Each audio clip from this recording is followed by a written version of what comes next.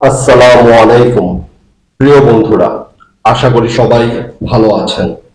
13ই June 2025 ইরানে Israel কর্তৃক বোমা হামলার মাধ্যমে শহীদ করা হয় ইরানি সশস্ত্র বাহিনীর প্রধান মেজর জেনারেল মোহাম্মদ বাহেরি, আইআরজিসির প্রতিষ্ঠাতা এবং প্রধান জেনারেল হোসেন সালামি, কাতাম আল আনবিয়া সেন্ট্রাল কমান্ডার মেজর জেনারেল গোলাম আলী রাশিদ, আইআরজিসি এর এয়ার স্পেস ফোর্স ও মিসাইল প্রোগ্রামের প্রধান জেনারেল আমির আলী হাজিজাদে, ইরানের জাতীয় নিরাপত্তা উপদেষ্টা rear admiral Ali Shamkhani, IRGC গোয়েন্দা বিভাগের প্রধান ব্রিগেডিয়ার জেনারেল মোহাম্মদ কাজেমি এবং পরমাণু বিজ্ঞানী ফেরেইদুল আব্বাসি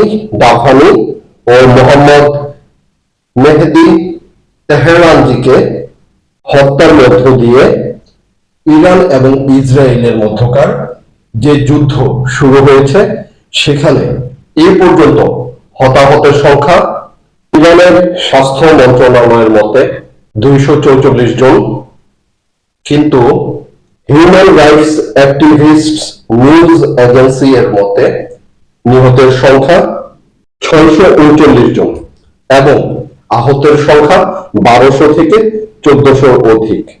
পক্ষান্তরে ইসরায়েলের সরকারি হিসেব অনুযায়ী নিহতের সংখ্যা 24 জন এবং আহতের সংখ্যা 500 জনেরও বেশি, যেখানে সামরিক এবং বেসামরিক নাগরিকেরা রয়েছে। কিন্তু কেন ইসরায়েল এবং ইরান হঠাৎ করে এই মৃত্যুপুরী হয়ে গেল, এর পিছনের প্রধান কারণগুলো কি কি, আজকের ভিডিওতে আমি এই ব্যাপারে আপনাদেরকে বিস্তারিত জানানোর চেষ্টা করব। আপনাদের সবাইকে স্বাগত জানাচ্ছি সেতুর কথনে। ইরান এবং ইসরায়েলের মধ্যকার যুদ্ধের কারণ জানতে আমাদেরকে একটু ইতিহাসে চোখ বোলাতে হবে। প্রথম বিশ্বযুদ্ধের সময় চেন উইজম্যান নামক একজন ইহুদি বিজ্ঞানী এসিটন উৎপাদনের মাধ্যমে ইংল্যান্ডকে সহযোগিতা করেছিল। এই এসিটন থেকে কর্ডাইট তৈরি হয়, যা ছিল ইংল্যান্ডের গোলাবারুদের বিকল্প বিস্ফোরক। প্রথম বিশ্বযুদ্ধের সময় গোলাবারুদ উৎপাদনে এসিটনের চাহিদা অত্যধিক ছিল। ইংল্যান্ডকে এই উপকারের ফলশ্রুতিতে 1917 সালে বেলফোর ঘোষণা আসে, যা ছিল একটি ইহুদি রাষ্ট্র প্রতিষ্ঠার ঘোষণাপত্র। কিন্তু প্রথম বিশ্বযুদ্ধ শেষ হওয়ার পরে ইংল্যান্ড তাদের দেওয়া কথা রাখেনি এবং তখন এই ইহুদি রাষ্ট্র তারা গঠন করতে পারেনি। পরবর্তীতে দ্বিতীয় বিশ্বযুদ্ধ যখন শেষ হলো 1945 সালে, তখন এই ইহুদিরা একটি গল্প সাজালো, যে গল্পের নাম ছিল হলোকাস্ট। হলোকাস্টের মানে হলো ইহুদিদেরকে গণহত্যা করা হয়েছিল। তাদের দাবি, দ্বিতীয় বিশ্বযুদ্ধে 60 লক্ষ ইহুদিকে হত্যা করা হয়েছিল, যা ইতিহাসে হলোকাস্ট নামে তারা বর্ণনা করে থাকে। এবং এই হলোকাস্ট নিয়ে অনেকগুলো অস্কারজয়ী ছবিও রয়েছে, যার মধ্যে উল্লেখযোগ্য হল Schindler list, the pianist, life is beautiful, son of Saul, the boy in the strip pyjamas, Europa Europa এবং ডিফিয়ান্সের মতন উল্লেখযোগ্য ছবিগুলো। এই যে প্রচারণা, যে 60 লক্ষ ইহুদি মারা গিয়েছে, সেই প্রচারণার ভিত্তিতে তারা ইহুদি রাষ্ট্র গঠনের দাবি আরও জোরালো করে, যার ফলশ্রুতিতে 1945 সালে জাতিসংঘ গঠন হওয়ার পর একটি মাত্র দেশ যা জাতিসংঘের মাধ্যমে এই বিশ্বের মানচিত্রে প্রতিষ্ঠিত হয়েছে, তা হলো ইসরায়েল, যা 1948 সালে জাতিসংঘের মাধ্যমে এবং আমেরিকা ও কিছু ইউরোপিয়ান দেশের সহযোগিতায় আরব ভূমিতে জন্ম লাভ করে। কিন্তু ইহুদিদেরকে একটি স্বাধীন রাষ্ট্র দেওয়ার আগে আমেরিকা এবং ইউরোপের যারা এই রাষ্ট্র গঠনে সমর্থন করেছিল তারা একটি গোপন চুক্তি করে, যা ছিল তোমাদেরকে মধ্যপ্রাচ্যে আমরা জায়গা দিচ্ছি শুধুমাত্র এই কারণে যে মধ্যপ্রাচ্যে যে মুসলমানেরা রয়েছে তাদেরকে তোমরা সবসময় উত্তক্ত করে রাখবে, মধ্যপ্রাচ্যের মুসলমানেরা যাতে কখনো শান্তিতে বসবাস করতে না পারে। এরই ধারাবাহিকতায় ইসরায়েল রাষ্ট্র প্রতিষ্ঠার পর থেকেই আরব ইসরায়েলের যুদ্ধ লেগেই আছে। 19বিংশ শতাব্দীর 60-এর দশকের দিকে আরব ইসরায়েলের যুদ্ধ নিয়মিত ঘটনা ছিল। আপনি একবার চিন্তা করেন, একটা দেশ স্বাধীন হওয়ার মাত্র 5 থেকে 10 বছরের মাথায় তারা কিভাবে এতটা সমৃদ্ধশালী হয় যে একসাথে জর্ডান, সিরিয়া বা পার্শ্ববর্তী দেশগুলোর সাথে সে যুদ্ধ করার সক্ষমতা অর্জন করে ফেলেছিল। প্রকৃতপক্ষে তাদেরকে স্বাধীনতা দেওয়ার পর থেকেই আমেরিকা এবং তার মিত্ররা মধ্যপ্রাচ্যে অশান্তি সৃষ্টি করার জন্য ইসরায়েলকে সামরিকভাবে শক্তিশালী করে তোলে এবং ইসরায়েল একটি লক্ষ্মী পাপেটের মতন তার প্রভু, তার বাপ এবং দাদা আমেরিকা, ইংল্যান্ডের কথা মতন তাদের যে নির্দেশনা তা মধ্যপ্রাচ্যে বাস্তবায়ন করতে থাকে।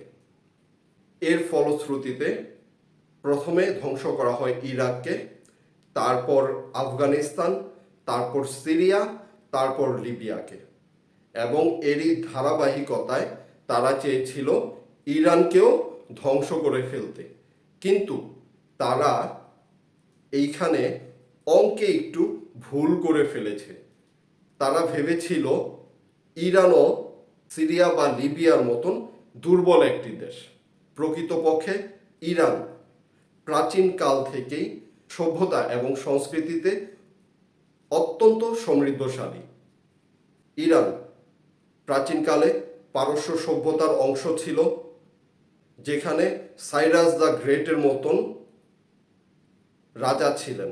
মুসলিম দেশ হিসেবে ইরান প্রাচীনকাল থেকেই সভ্যতা, সংস্কৃতি ও বিজ্ঞানে অত্যন্ত সমৃদ্ধশালী। আপনারা জেনে অবাক হবেন, বাংলাদেশের অনেক নামকরা হাসপাতালের নামকরণ করা হয়েছে ইরানি বিজ্ঞানীদের নামানুসারে। তার মধ্যে উল্লেখযোগ্য হল আবু আলী ইবনে সিনা, যিনি চিকিৎসা বিজ্ঞান, দর্শন, পদার্থবিজ্ঞান ও জ্যোতির্বিদ্যায় বিশেষ অবদান রেখে গেছেন। এ তালিকায় আরও আছেন আবু বকর মোহাম্মদ ইবনে জাকারিয়া আল রাজি, যিনি রসায়ন, চিকিৎসা বিজ্ঞান এবং দর্শনে বিশেষ অবদান রেখে গিয়েছেন। তাছাড়া কবি ও সাহিত্যিক ওমর খৈয়ামের কথা কে না জানে। তিনি একাধারে গণিতবিদ, জ্যোতির্বিজ্ঞানী ও কবি ছিলেন। আরও রয়েছে আল বিরুনি, যিনি ভূগোল, গণিত, নৃতত্ত্ব ও জ্যোতির্বিজ্ঞানে বিশেষ অবদান রেখে গিয়েছেন। আল খায়ামি, নাসির উদ্দিন আল তুলসিও ইরানের বিজ্ঞানীদের মধ্যে অন্যতম। সুতরাং বোঝাই যাচ্ছে ইরান চিকিৎসাবিদ্যা, গণিত, জ্যোতির্বিদ্যা প্রত্যেকটা ক্ষেত্রে সুপ্রাচীন কাল থেকেই সমৃদ্ধশালী ছিল। আপনারা জেনে অবাক হবেন, ইউরোপের যখন রেনেসাঁ চলে তখন এই বিজ্ঞানীদের লেখা বইগুলো ল্যাটিন ভাষায় বা ইউরোপীয় বিভিন্ন ভাষায় ট্রান্সলেশন করে সেইখানকার বিশ্ববিদ্যালয়গুলোতে পড়ানো হতো। সুতরাং আধুনিক যে জ্ঞান ইউরোপিয়ানরা অর্জন করেছে তা অর্জন করেছে এই সকল মুসলমান বিজ্ঞানীদের আবিষ্কার এবং লেখনী থেকে। ইরান যেহেতু শিক্ষা এবং সংস্কৃতিতে পূর্ব থেকেই সমৃদ্ধশালী, তাই তারা যুগের সাথে তাল মিলিয়ে 1974 সালে তৎকালীন সম্রাট শাহ মোহাম্মদ রেজা পাহলভীর শাসনামলে বুশেহর শহরে সর্বপ্রথম পারমাণবিক বিদ্যুৎ কেন্দ্রের কাজ শুরু করে। সেই পারমাণবিক বিদ্যুৎ কেন্দ্র নির্মাণে তখন তাদেরকে সহায়তা করেছিল জার্মানির কোম্পানি সিমেন্স। পরবর্তীতে 1979 সালে ইরানে ইসলামী বিপ্লব হয় এবং এই পারমাণবিক কেন্দ্র তৈরির কাজ সাময়িকভাবে বন্ধ হয়ে যায়। 1995 সালে রাশিয়ার সহযোগিতায় পুনরায় বুশেহর পারমাণবিক বিদ্যুৎ কেন্দ্রের কাজ চালু হয়, যার কাজ 2000 সালের দিকে সম্পন্ন হয় এবং 2011 সালের 4 সেপ্টেম্বর থেকে ইরান বুশেহর বিদ্যুৎ কেন্দ্র থেকে প্রথমবারের মতন বিদ্যুৎ উৎপাদন শুরু হয় এবং তা জাতীয় গ্রিডে যোগ করা হয়। ঠিক তখন থেকেই আমেরিকা এবং তাদের জারজ সন্তান ইসরায়েল ইরানের পিছে লেগে যায়। তারা সন্দেহ করতে থাকে ইরান পারমাণবিক বিদ্যুৎ কেন্দ্রের আড়ালে পারমাণবিক বোমা তৈরির কার্যক্রম চালাচ্ছে। তাদের এই অভিযোগের ভিত্তিতে ইন্টারন্যাশনাল অ্যাটমিক এনার্জি এজেন্সির প্রতিনিধি দলেরা কয়েকবার বুশেহর বিদ্যুৎ কেন্দ্র পরিদর্শন করে, কিন্তু তারা সেখানে তেমন কিছুই পায়নি। তারপরেও আমেরিকা এবং ইসরায়েল বারবার দাবি করে আসছিল যে ইরান সেইখানে পারমাণবিক বোমা তৈরির কার্যক্রম পরিচালনা করছে। ইরান আমেরিকা এবং পশ্চিমা দেশগুলোকে আরও নিশ্চিত করার জন্য 2015 সালে জেসিপিওএ নামক পারমাণবিক চুক্তি স্বাক্ষর করে, যা থেকে 2018 সালে আমেরিকা বের হয়ে যায়। ডোনাল্ড ট্রাম্প দ্বিতীয় মেয়াদে আমেরিকার রাষ্ট্রপতি নির্বাচিত হওয়ার পর বেশ কিছু কট্টর সিদ্ধান্ত গ্রহণ করে। তার ভিতর অভিবাসন নীতি ছিল এবং এই ইরানের পারমাণবিক কর্মসূচি ছিল। ডোনাল্ড ট্রাম্প ইরানকে একটি সময় বেঁধে দেন আলোচনায় বসার জন্য, কিন্তু ইরান সেই সময়ের ভেতর আলোচনায় বসতে রাজি হয়নি এবং তাদের পারমাণবিক বিদ্যুৎ কেন্দ্রের উৎপাদনে কোনো ধরনের বিরতিও দেয়নি। এইখানে ডোনাল্ড ট্রাম্প অনেকটা ইগো দেখিয়ে যে সময় তিনি নির্ধারণ করে দিয়েছেন সেই সময় শেষ হওয়ার ঠিক পর মুহূর্তেই ইসরায়েলকে দিয়ে ইরানে এই হামলা চালিয়েছেন, যাতে ইরান বাধ্য হয় আমেরিকা এবং পশ্চিমাদের সাথে একটি সমঝোতায় আসতে। 13ই জুন ইরানে ইসরায়েলের বোমা হামলার আগে তারা একটা স্যাটেলাইট ছবি প্রকাশ করে, যা দেখিয়ে তারা বিশ্ববাসীকে বলে ইরান ভূমি থেকে প্রায় 30 তলা গভীরে পারমাণবিক বোমা উৎপাদনের কার্যক্রম পরিচালনা করছে। এই অহেতুক যুক্তি দিয়ে, যার কোনো প্রমাণ ছিল না, যার কোনো ভিত্তি ছিল না, সেই অহেতুক কারণ দেখিয়ে আমেরিকা ইসরায়েলকে দিয়ে ইরানে বোমা হামলা করায়, যার ফলশ্রুতিতে ইরান এবং ইসরায়েলের মধ্যে এই যুদ্ধের পরিস্থিতি সৃষ্টি হয়। ইরান আক্রমণের পর ইরান যখন পাল্টা জবাব দেওয়া শুরু করলো, তখন ইসরায়েলকে তার অবৈধ বাবা আমেরিকা সর্বোচ্চ দিয়ে সহযোগিতা করা শুরু করে দিল। ইরান যে মিসাইল অ্যাটাকগুলো করে সেগুলোকে আমেরিকা ইরাকে তাদের ঘাঁটি থেকে প্রতিহত করার চেষ্টা করে এবং জর্ডানেও তাদের ঘাঁটি থেকে প্রতিহত করার চেষ্টা করে। আমেরিকা এবং ইসরায়েলের মতে ইরান হলো মধ্যপ্রাচ্যে সন্ত্রাসী তৈরির আঁতুড়ঘর। ইসরায়েল এতদিন ধরে যে হামাসের দ্বারা প্রতিহত হচ্ছিল, তাদের দাবি এই হামাসকে অস্ত্রশস্ত্র দিয়ে এবং অর্থ দিয়ে সহযোগিতা করে ইরান, তাই তারা ইরানে আক্রমণ চালিয়েছে।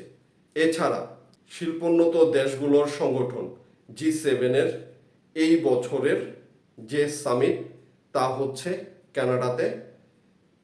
এই সামিটের প্রথম দিনই ইরান এবং ইসরায়েলের যুদ্ধ নিয়ে কথা হয় এবং সবগুলো দেশ একই সুরে বলে যে ইরান হলো সন্ত্রাসী উৎপাদনের কারখানা, তাই ইসরায়েল কর্তৃক ইরানে হামলা করা একদম ঠিক আছে।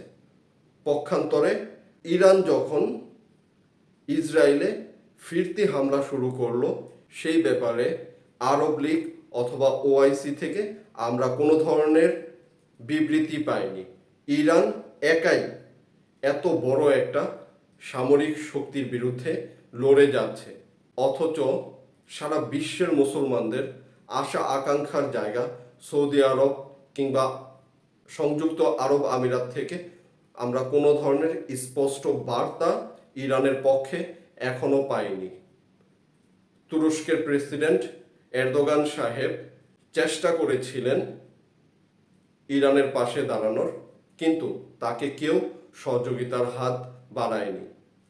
তাই আমার মতে ইরানের উচিত ছিল যে মিসাইলগুলো তারা ইসরায়েলকে টার্গেট করে ছুড়ছে, সেই মিসাইলগুলো থেকে দুই একটা মিসাইলের গতিপথ কিছুটা পরিবর্তন করে আমাদের পবিত্র নগরী মক্কা এবং মদিনা ব্যতীত সৌদি আরবের দু একটা শহর অথবা সংযুক্ত আরব আমিরাতের দুবাই, আবুধাবির মতন দু একটা জায়গায় যদি তারা নিক্ষেপ করত, তাহলে আল্লাহর দেয়া নেয়ামত তেল বিক্রি করে যারা আয়েশি জীবনযাপন করছে তারা বুঝতে পারত পৃথিবীর মজলুম মুসলিমরা এই দানবীয় শক্তির বিরুদ্ধে সংগ্রাম করে কিভাবে টিকে আছে, তারা কতটা কষ্টে আছে।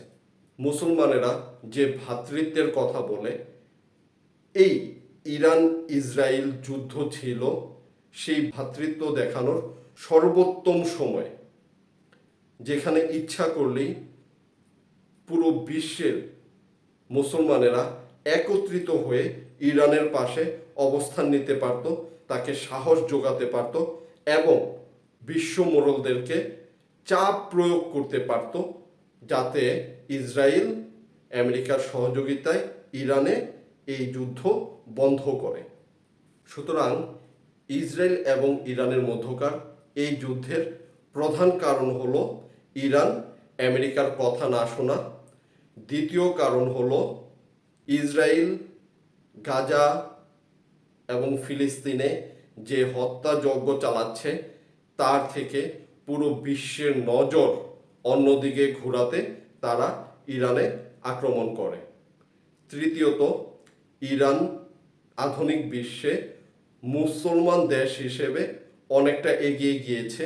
তারা তাদের নিজস্ব প্রযুক্তিতে মিসাইল, ড্রোন এবং যুদ্ধের সমরাস্ত্রে সমৃদ্ধ হয়ে যাচ্ছে, যা পশ্চিমা দেশগুলো তাদের জন্য হুমকি স্বরূপ মনে করে।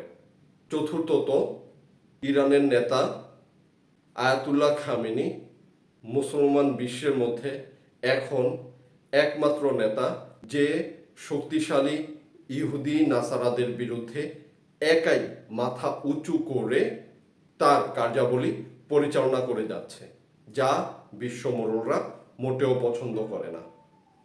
পঞ্চম কারণ হলো মোটামুটি মধ্যপ্রাচ্যের যে কয়টা শক্তিশালী দেশ ছিল তাদেরকে অলরেডি খাওয়া হয়ে গিয়েছে। সৌদি আরব এবং আরব আমিরাতে ডোনাল্ড ট্রাম্প কিছুদিন আগে ভ্রমণ করে গিয়েছেন, সুতরাং এই দুটি দেশকে সে তার পকেটে ঢুকিয়ে ফেলেছে। শুধুমাত্র ইরানকে বাগে আনতে পারছিল না, তাই ইরানকে ধ্বংস করার জন্য ইসরায়েলকে দিয়ে ইরানে আক্রমণ চালিয়ে এই যুদ্ধ শুরু করে দিয়েছে। কিন্তু অবাক করার বিষয় হলো, যেখানে মুসলমান দেশগুলো ইরানকে সমর্থন ও সহযোগিতা দিতে ভয় পাচ্ছে, সেইখানে রাশিয়া এবং চীন তাদের পক্ষ থেকে ইরানের পাশে দাঁড়ানোর একটা আশ্বাস দিয়ে রেখেছে। যদি ইরানের নিউক্লিয়ার প্ল্যান্টে হামলা হয় তাহলে তা হবে তৃতীয় বিশ্বযুদ্ধের সূচনা, এমনটাই জানিয়ে রেখেছেন রাশিয়ার প্রেসিডেন্ট ভ্লাদিমির পুতিন।